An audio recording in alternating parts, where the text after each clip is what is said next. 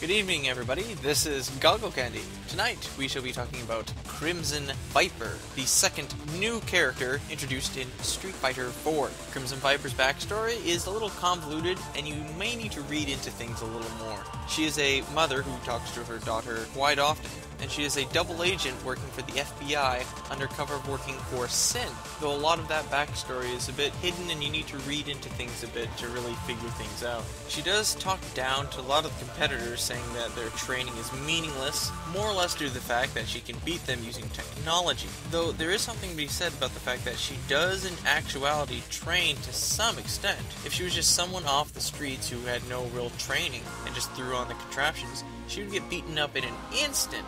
She would have a health bar closer to Seth's. Now, looking at her as a character, she has probably one of the more unique fight styles. She has variations on all of her moves. Low, medium, and heavy make more of a difference than with other characters. Take her Thunder Knuckle, for instance. Her Thunder Knuckle either goes low, goes high, or goes skyward. Her burning kick gives her a certain hover in the air, letting her avoid a lot of attacks.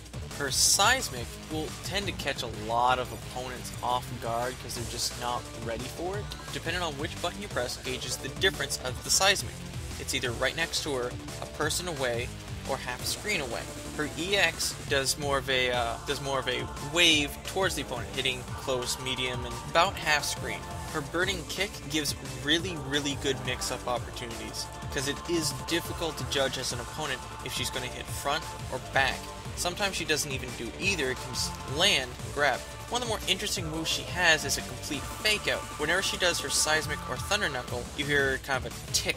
Playing as C.Viper, you can just make the tick noise and the motion, but not actually do anything. This can trick your opponent, making them think you're going to do something, and in turn make them jump towards or jump away from you, back away, maybe try and do a move, leaving them open for punishment. For a while when she first came out, it was really difficult for me to really gauge how she worked, how she was supposed to work, how you were supposed to really do much of the mix-up and combos with her. I think a lot of people were in the same boat. However, she has seen a lot of play by high-end players. So then, what about her ultras? Her first ultra, I don't like.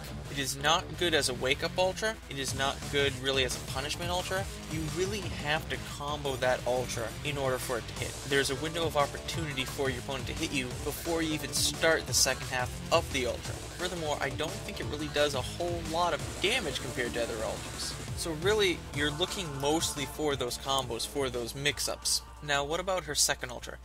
It seems a lot better, at least as far as hitting it. The first one was difficult more or less to hit.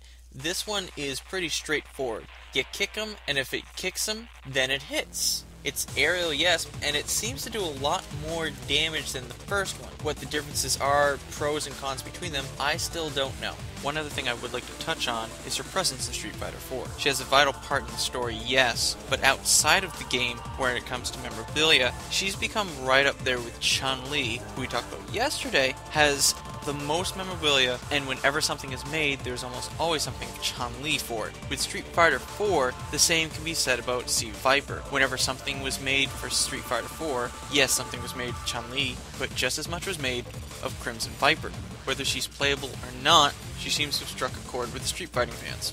So, where do I rate Crimson Viper? She is a bit of an odd character, but she's kinda cool. Her ultra really isn't that great, since it has to be so comboed into, it takes a lot of skill and technique. That doesn't necessarily make it bad, but it makes it difficult really to learn how to play her as a whole, because it can be discouraging for some players. She is a good character, she is a likable character. I do tend to get frustrated when I try and play her though myself.